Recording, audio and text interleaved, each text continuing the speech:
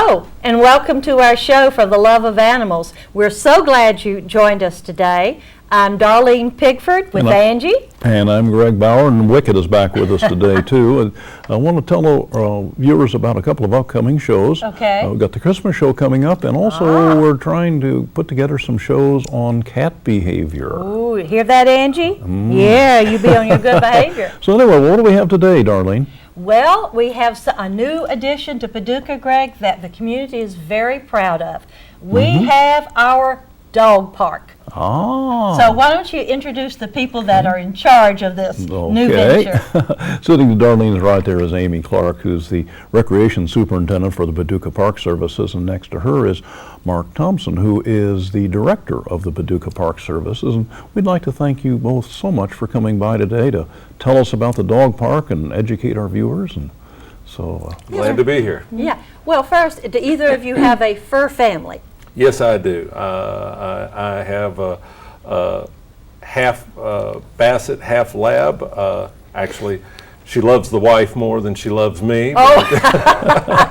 But she's a sweetheart of a dog, about 10 years old. Her name is Lacey. Oh, okay. Well, that's great. So everybody should have a fur family, or either a foster fur family somewhere, or either the love of them. There you go. Okay. Well, let's start off. Tell us where and what this dog park is all about. Well, the dog park. The dog park was an idea that came about actually some years ago with our park master plan. It was mentioned back there, and it wasn't in big print, but it was in small print back then, and that started out in about 2001 and 2002. But there became quite an active voice about 4 years ago, and then fundraising sloughed off for a little bit. But then there was an incident a couple of years ago where a gentleman lost his dog. He stopped by a local restaurant establishment, and somebody took his dog out of the back of his truck. And so there was a reward offered. I remember that, yes. And his name was Ricky Volner, and his wife had passed away, and he had her dog, and he was quite fond of it. She certainly was, and evidently it had some stud value too. Oh dear. And so what happened was he offered a reward, and what happened to be one of our park rangers found it while he was on the job. Oh, okay. And so Mr. Volner donated $5,000 to the dog park. And that really kicked it off again. And Commissioner Gail Kaler became quite active in the fundraising portion of it and got a good group together, and at that point raised the $20,000, and the city matched that. Okay. So it was the matching efforts between the community and the citizens. Absolutely. We had over 85 people donate something to that dog park. And we are so proud of the small donors and the big ones also. So. And incidentally, the dog was found in Stuart Nelson Park, which is the location of the dog park. Oh, how neat. So how neat. It kind of came around full circle. Oh, well, that's wonderful. Well, anyway, we have one. Where is it located for our community viewers here in Paducah? Well, it's in Stuart Nelson Park, which is off of Stuart Nelson Park Road, which is actually off of Park Avenue, right by the Hyundai dealer. By the Hyundai dealer. So if people drive by there all the time and miss it, I'm sure. But if they turn before they get to the Hyundai dealer, they'll end up in Stuart Nelson Park. Are we going to put up a sign maybe in the future? There actually is. There are signs on both sides of the road that say Stuart Nelson Park this way. Okay, so, but that's where the dog park is, right? It is. When you pull into the park, the dog park is on your right. Okay. And how many acres do we have in the park? I think it's just under 7. The dog park itself is is a little bit under 7 acres. The whole park is about 55 acres. So there are other activities there in the park, and it's just off the right on the main entrance. Okay. And I understand now it's divided kind of into 3 areas. Well, it's 2 primary areas: the big dog side and the small dog side. Okay. Each of those areas also has a little caged entryway, so you can have the dogs adapt, and it's about a 10-foot square cage that you get in. with the dog. They can adapt and adjust as they get to know the other dogs roaming around into the park, and then you open it up and then let them roam along with it. So, and we have each of those areas, the small dog side and the large dog side each have those. Oh, I remember the caption I saw about the which way do I go? It was a dog. So how do you determine what's the dividing line for small and large? 30 pounds. All right, 30 pounds, okay. So Wicket, you would go in the small part because I believe you were about, what, 12? 12, 14. 12, somewhere around 14 there. pounds, okay. And it's really up to the owners to, you know, to determine that, because you'll find some small dogs who have been used to running with large dogs, and they don't necessarily feel, at least mentally, that they fit in with the smaller dogs. We don't push it. You know, we don't Okay. determine, It's just you a know, if they guide. feel like it's all guideline when it comes to that. And the owners have to use their judgment. Well, that's excellent. But what is the distinction between the two large? Like 50 pounds or 60 or? Well, there are only two sides. It's small dog and large dog. So it's okay. typically over 30 pounds is the large dog, under 30 pounds Okay, it's just is only the guideline for two. the small dog side. Okay. We had mentioned the number of donors that you had, and you said over 85 of them. We also have a graphic of the ones who have done the most, if Right. you will. And we'd like our viewers to take a look at that up on the screen now. It's divided bronze, silver, gold, and blue ribbon. And if you would like to get your name on that list, I know Oh, yeah, they'd be glad to Parks have it. Department would be loving to have that. Well, there's always maintenance issues with any facility we have, and this will help us maintain the park to the level that we want. Well, that brings up a question then. How will the park be maintained? I assume it has to be budgeted in for that. Is the city going to do that, or? Right, it is under the Parks Department's budget, in Okay. our maintenance budget. Okay. And we have budgeted for our mutt mitts, which everybody can use to pick up their waste. Leavings. Their leavings. Their leavings. Their gifts. And and everybody has been using that. We're really proud Oh, of the way that's people are great. using that publicly. And then, so we clean out those garbage cans every day. Oh, really? Every day we go by and pick up the garbage cans that people have dropped those in. And how about those water fountains? Because I know water fountains get clogged. Well, they do, but that's all part of what we have planned. Right. And we have some folks out there right now who are actually looking at different ways of handling the splashing of the water. Yes, And yes. so we're going to make little improvements as we go, and maybe a few more benches under trees and some things like that people have requested. And we're taking that one at a time as they come through. Well, and you have shelters, as I understand. for Absolutely. people. There are two large 20 by 20 shelters. There's one in each side of the small dog park and the large dog park. There's one Covered on and each. And they're everything. covered, and they have just become a gathering spot for a lot of Oh, yeah. social activity. I can only imagine. Non-furry social Oh, I'm activity. sure. Well, I think folks have, there's a lot of people who have established their time that they go to the dog park, and they've met a whole new bunch of friends. Uh-huh. I think that's great. You were mentioning small dog. I think Wicket is one of those small dogs that have the mentality for the big dogs, because when we walk him on a leash, there isn't any dog that he doesn't think he can take on, you know. Exactly. He has that large dog mentality Well, there, so. Well, we're just beginning to really get started here, but Yes. we want to take a quick break right now and listen to a happy tale. All right. This one is about Beauty, a white pit bull, and I think you'll find it very interesting, so give a listen.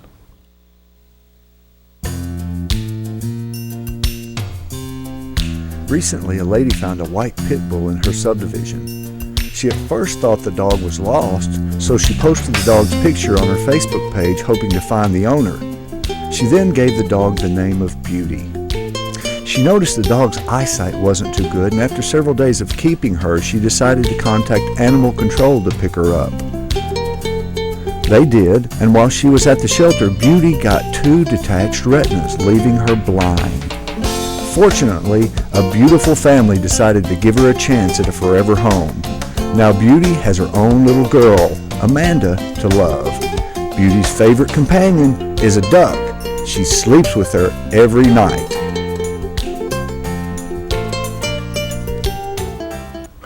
welcome back. We hope that you enjoy that little happy tale, and it's just a wonderful thing that Beauty had done, and it's interesting because her favorite friend is a duck. That is interesting. And speaking of eyesight, that's one of Angie's our little handy cat, and she must have been in an accident because she lost an eye and a leg. But let me tell you something, it does not. It doesn't slow her down. It does not slow her down, and she keeps Wicked in check too. How can our viewers get more information, Amy, about the dog park? Well, we do have information on the website, which is the city's website. It's paducahky.gov. Okay. And we have lots of information on the dog park there under the Parks Department. They can find out information about the sponsorships if they would like to be a sponsor or donate. We offer a list of rules there. They're also posted at the park. And just general information about the dog park itself is listed on the website. I visited your site and I found it to be very informative, and I enjoyed all the pictures too. Yeah. Yeah. Well, as we continue about our discussion of Paducah, Kentucky's new dog park for our viewers out there, let's talk about the rules that you guys have in the park. I understand there are 17 or 19 or so many rules. Yeah. A lot of it is really just basic common courtesy. There is a leash law in the city of Paducah, and so the dogs must be leashed until they get into the park facility. And then we also ask owners to keep their leashes on hand in case they come across a dog that's a little unruly. They can go ahead and leash their dog and get them out of the area.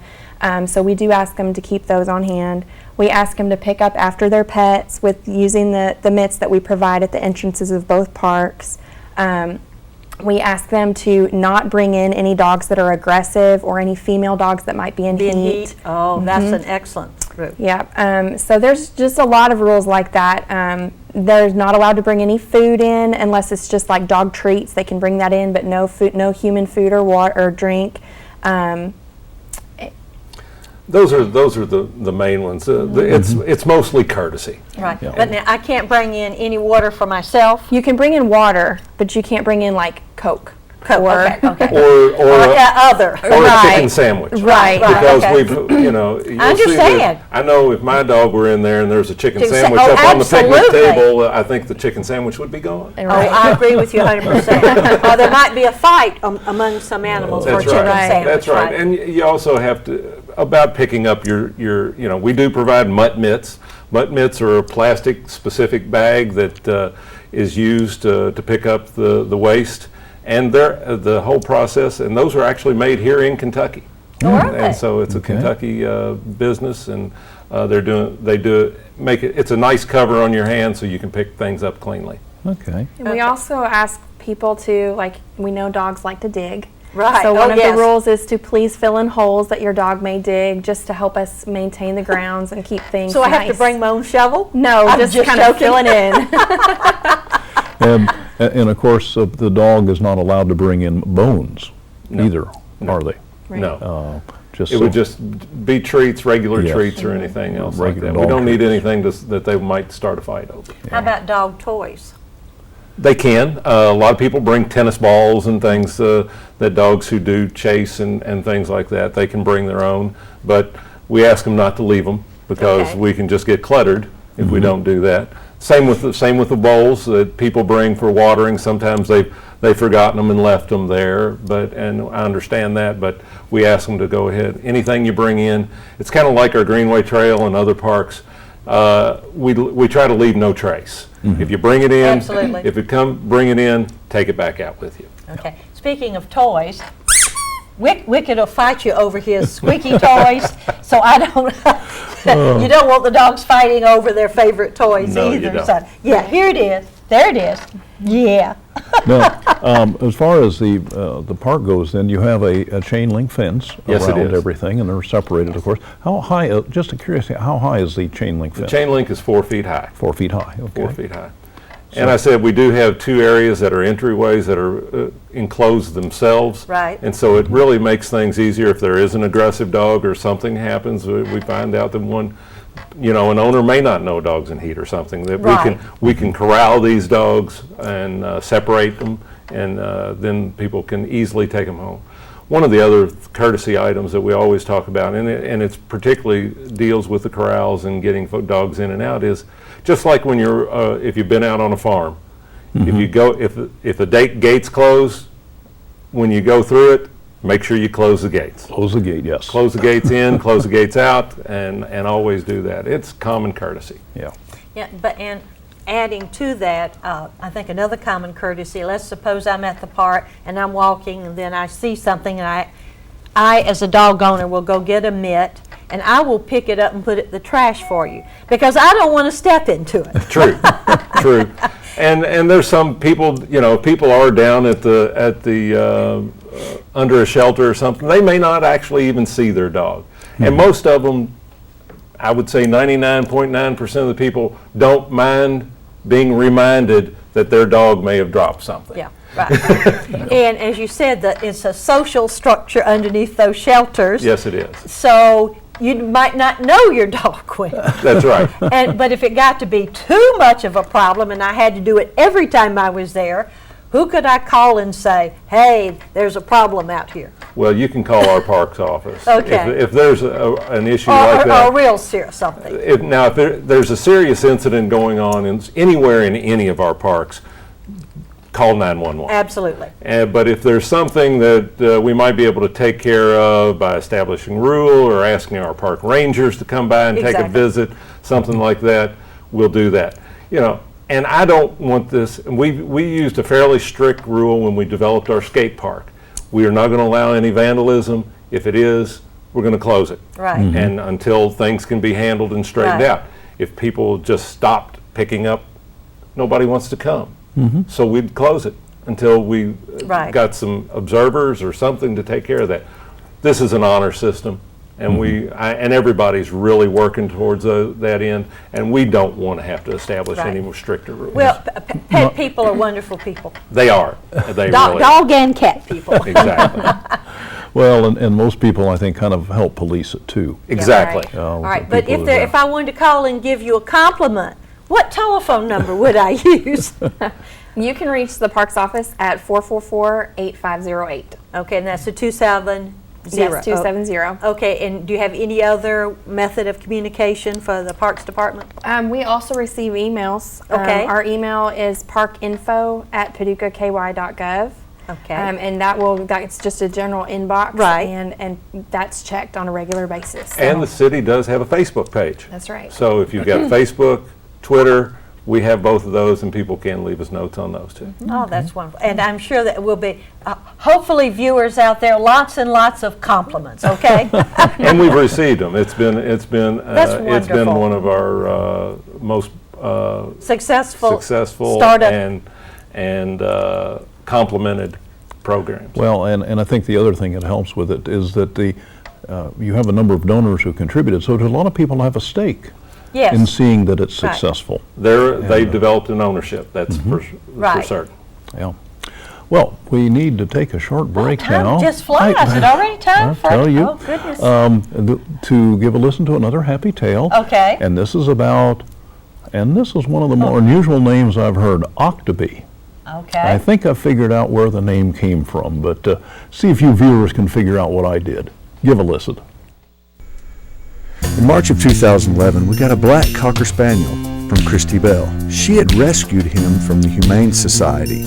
He was in pretty bad shape, so she took him to the vet and to Michelle Fowler, who groomed him up. After many visits to the vet for weekly shots to treat him for a skin condition and an eye infection, he slowly started to come around. We went to visit with him and fell in love. We went and picked him up from Christy and then took him home. The first night, he slept all night and even into the next day. Since March, we have loved and cherished him every day. He's not the same puppy. He's now a vibrant 3-year-old dog who loves to jump and play and give lots of love. He now has a brother, Pugsy, and a sister, Snickers, who he enjoys spending the day with.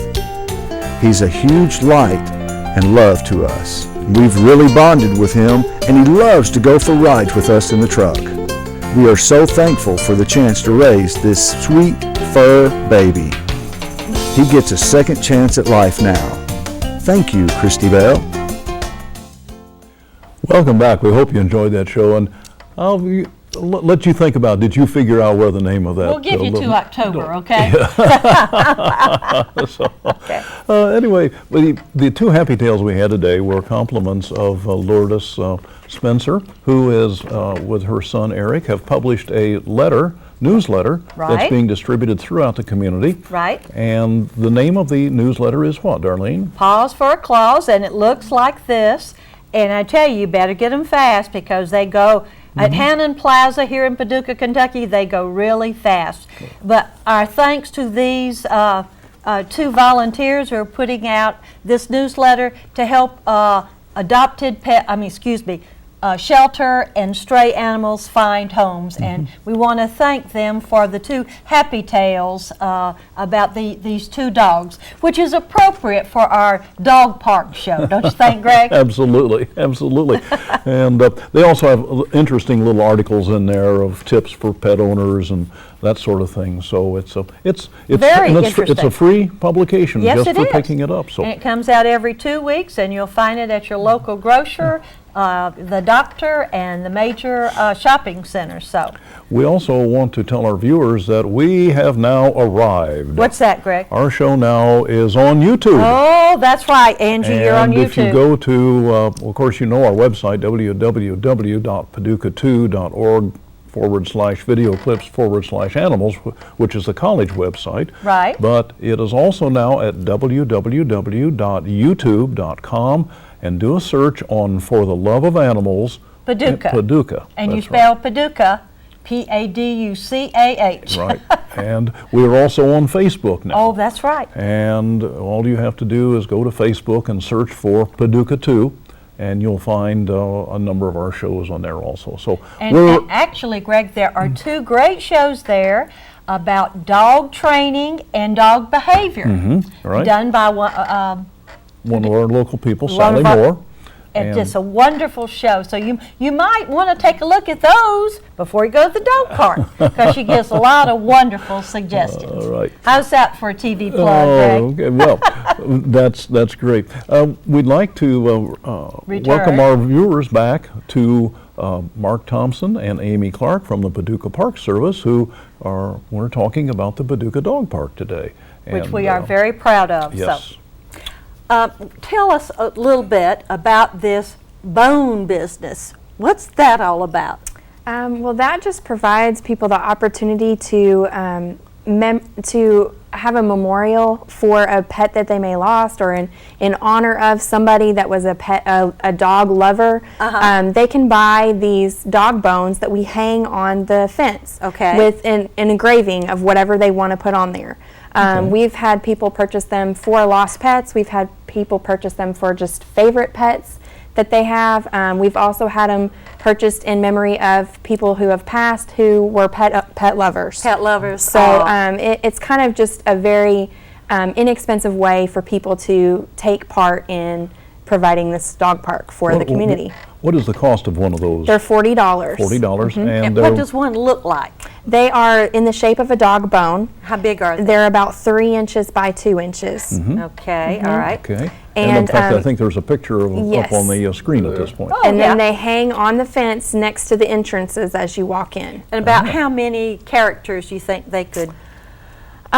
There's probably as many as 50 or 60 on some of them. Okay. So they can get up to about 4 or 5 lines. 4 or 5 lines, right. And on the form there's a space for people to put in what they like on there, and it's got digits on it, so they can use all the digits that are available. And any extra money goes to support the dog park. Right. Okay. So it actually goes to the dog actual. Yes. Okay. So it's a continual fundraiser. That's correct. Well, now, Angie, this is your time to speak up.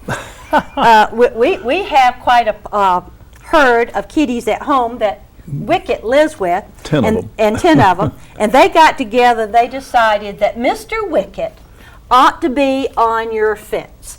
I didn't fill out your form, but I did write a check, and I made it out to Paducah Dog Park. Is that? That's fine. Okay. And we want it just for Wicket, for the love of animals. And I guess, Greg, I should put Paducah, I should put maybe his website, or I'll let you know after the show. But Wicket, you are now going to be honored, okay? You're going to be up there on that fence, okay? If I were a viewer and I wanted to do this, where do I get my form, and what do I send in to you? Okay, the forms are available on the website. They can actually go to the dog park page and print off the form. And then they just fill it out and mail it in with their $40 check. All right, but I'm sitting at home and I don't have internet. Okay. What could I do? You could call the office and we will fill out a form for you. Oh, now if that's not, sir, they'll take you. That's wonderful service. And if I wanted to call it and then mail you a check, where would I mail the check to? Our address is 1400 HC Mathis Drive. Okay.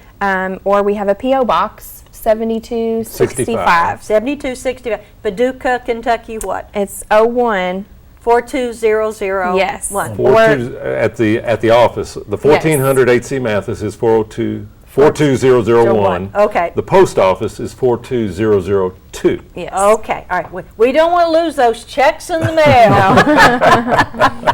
But anyway, so we would invite our viewers to honor the memory of a dog, or in Thanksgiving of one that is alive, or maybe people who've done great things for the pets in this area. Right.